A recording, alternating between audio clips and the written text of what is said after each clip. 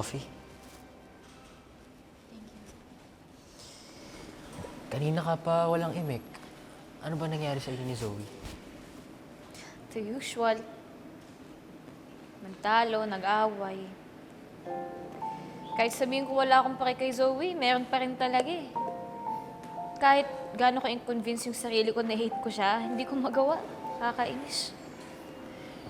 Dahil mabuti kang tao, Doc. You have a good heart. And I admire you for that. Nakakapagod na nga maging mabuting tao eh.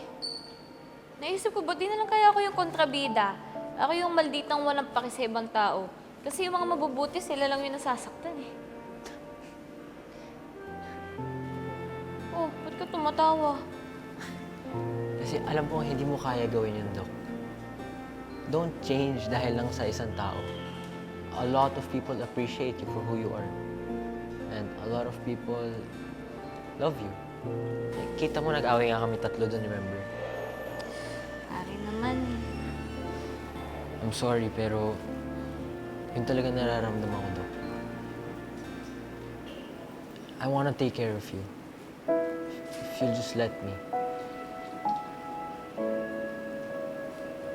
Annalyn, gusto talaga kita. I'm willing to wait. Pare, wag.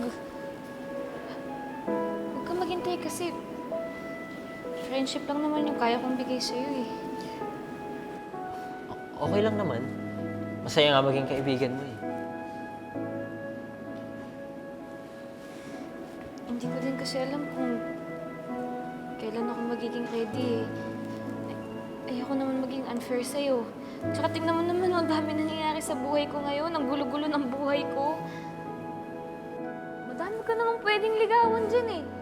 Gusto mo, pakilala kita kay Doc Yula or kay Doc Joanne or kay Zoe. Annalyn, I understand. Thank you for being honest with me. Pero gaya ng sabi ko kanina, I'm willing to wait. Just let me wait beside you.